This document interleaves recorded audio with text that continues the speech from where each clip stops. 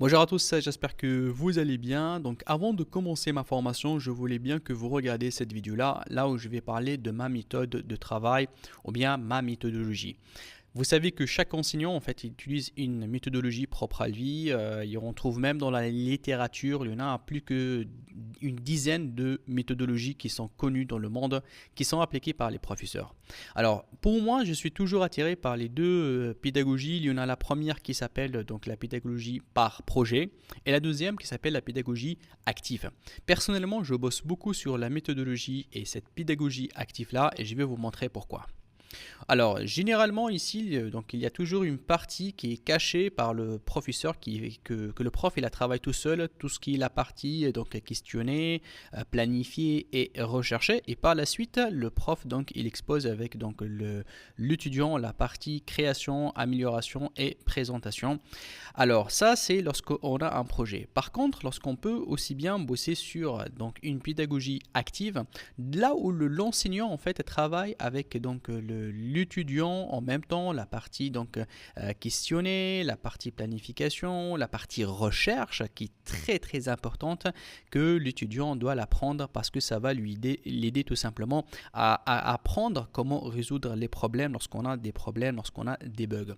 C'est pour cela donc lorsque je travaille, donc vous allez toujours trouver dans mon partage d'écran ma méthode et vous allez toujours voir comment je fais pour trouver des solutions ou bien comment je fais pour résoudre donc des problèmes ou bien des bugs ou bien voilà, des lacunes, on va dire, techniques qui peuvent me rencontrer.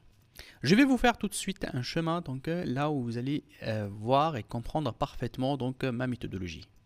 Alors moi toujours donc je commence à présenter dans ma formation toujours un grand projet, donc ça c'est le projet. Généralement je prends un projet donc réel, soit d'une vraie entreprise ou bien d'un client, et dans ce projet là, première chose que je présente c'est la documentation.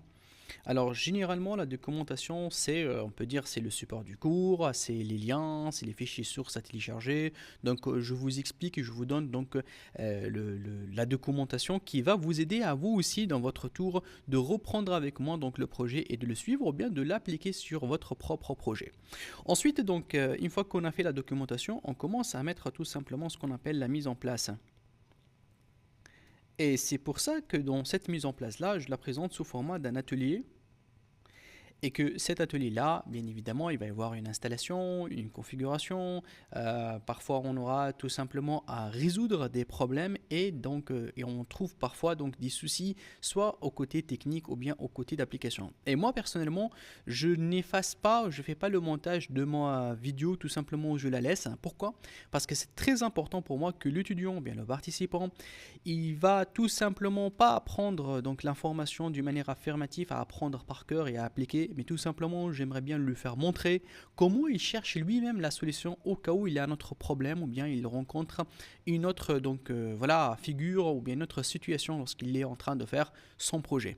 Donc c'est pour ça donc toujours l'atelier pour moi il est donc vu avec donc plusieurs petites vidéos et que vous pouvez trouver des vidéos de recherche. Vous pouvez trouver des vidéos de bugs, là où j'essaie donc de résoudre ces bugs-là. Et toujours, lorsque je fais ma vidéo, j'essaie de parler à haute voix pour que vous voyez réellement comment je réfléchis et comment j'essaie de résoudre ou bien faire face à une information ou bien une nouvelle information ou bien une nouvelle situation. Donc, vous avez toujours donc les documents à télécharger. Donc, généralement, ils sont en pièces jointes donc de la formation. Et surtout pour moi, c'est très important de toujours être accompagné avec Google, toujours faire des recherches, toujours essayer bien évidemment à suivre votre rythme et de chercher vous-même des suppléments d'informations, bien des compléments d'informations.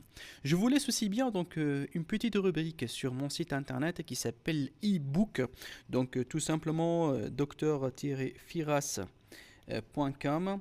Vous entrez ici, je vais vous laisser une petite rubrique qui s'appelle, donc on va l'appeler e-book. Je vais créer spécialement cette rubrique pour vous, afin qu'il vous permette tout simplement de télécharger donc tout ce qui est PDF avec études de cas. Ça veut dire études de cas, il se peut que vous pouvez trouver des études de cas qu'on a vues dans le cours, mais s'il y a moi je trouve entre autres d'autres études de cas, ou bien je fais d'autres formations, que je trouve que l'étude de cas elle est intéressante à être partagée pour d'autres personnes qui font d'autres formations avec moi, donc je vais le mettre d'une manière gratuite sur mon site internet que vous pouvez bien évidemment les télécharger, les utiliser à votre tour, donc voilà, à améliorer donc vos recherches et tout simplement avoir plus d'informations. Donc toujours, je répète, ce sont des PDF gratuites que je vais les mettre sur donc cette rubrique là, que vous pouvez les télécharger pour améliorer et continuer à faire donc la recherche pour mieux comprendre votre projet. N'hésitez pas donc de me contacter si jamais vous avez donc besoin d'aide, si vous avez un blocage, mais surtout s'il vous plaît, mettez toujours donc la main à Google, cherchez d'abord, essayez de chercher vous-même l'information, essayez de suivre ma méthode et ma méthodologie pour savoir connaître d'abord la source de l'erreur et d'essayer de la chercher vous-même, parce que c'est pas l'important d'avoir la solution, mais l'important d'apprendre comment trouver cette solution-là. Merci beaucoup et je vous vois dans la prochaine vidéo. À tout de suite. Merci.